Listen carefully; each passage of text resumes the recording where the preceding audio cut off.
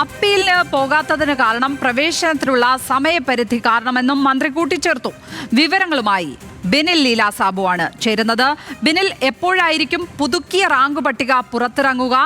ഇനിയിപ്പോൾ കേരള സിലബസിലുള്ള ഏതെങ്കിലും കുട്ടിക്ക് നിയമത്തിന്റെ വഴി തേടണമെങ്കിൽ അതിനുള്ള സാധ്യത മുന്നിലുണ്ടോ? ആ രീതിയിലുള്ള നിയമക്കുരുക്കുകൾക്കുള്ള ഭീഷണി മുന്നിലുണ്ടോ?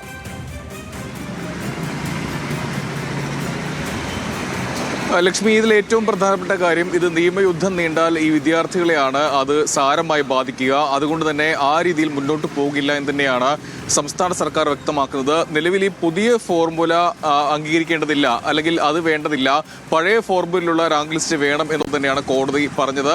അതായത് പുതിയ പ്രോസ്പെക്ടസ് വന്നതിന് ശേഷമുള്ള മാറ്റങ്ങൾ, പുതിയ വെയിറ്റേജ് മാർക്കിൽ പുതിയ മാറ്റങ്ങൾ വരുത്തുന്നത് അത് സംസ്ഥാന സിലബസിലുള്ള വിദ്യാർത്ഥികളെ കൂടുതൽ അവരെ പരിഗണിക്കുന്നതിന് വേണ്ടിയിട്ടുള്ളതാണ് എന്നുള്ളതാണ് ഉയർന്നത്.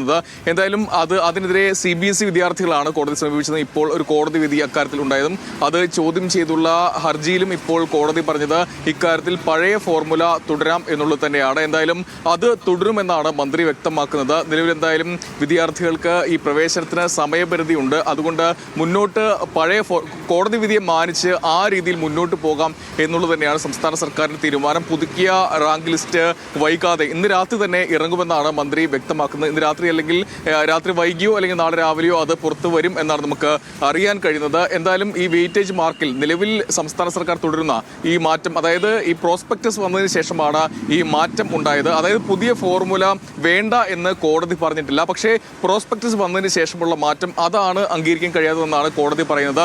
അതുകൊണ്ട് അക്കാര്യം, അതായത് വിദ്യാർത്ഥികളുടെ ഭാവി സംബന്ധിച്ച് ആ രീതിയിൽ കോടതി പറയുന്നതനുസരിച്ച് മുന്നോട്ട് പോകും തന്നെയാണ് സംസ്ഥാന സർക്കാർ വ്യക്തമാക്കുകയും ചെയ്യുന്നത്. എന്തായാലും അടുത്ത വർഷം ഈ രീതി തുടരുമോ എന്നുള്ളത് നമ്മൾ മന്ത്രിയോട് ചോദിച്ചിരുന്നു. അപ്പോൾ പറഞ്ഞത് അടുത്ത വർഷത്തെ കാര്യം ആ രീതിയിൽ അപ്പോൾ പരിഗണിക്കും. നിലവിൽ എന്തായാലും കോടതിയെ പരിഗണിക്കുകയാണ്. കോടതി വിധി മാനിച്ചേ സർക്കാരിന് മുന്നോട്ട് പോകാൻ കഴിയുകയുള്ളൂ. അതുകൊണ്ട് ആ രീതിയിൽ കോടതി പറഞ്ഞതുപോലെ പഴയ ഫോർമുല അംഗീകരിച്ച് മുന്നോട്ട് പോകുമെന്നാണ് ഇപ്പോൾ എന്തായാലും മന്ത്രി ആർ ബിന്ദു വ്യക്തമാക്കിയത്. എന്തായാലും ഇന്ന് രാത്രിയോ നാളെ രാവിലെയോ ആ സമയത്തിനുള്ളിൽ പുതിയ റാങ്ക് ലിസ്റ്റ് വരുമെന്നുമാണ് മന്ത്രി പറയുന്നത്.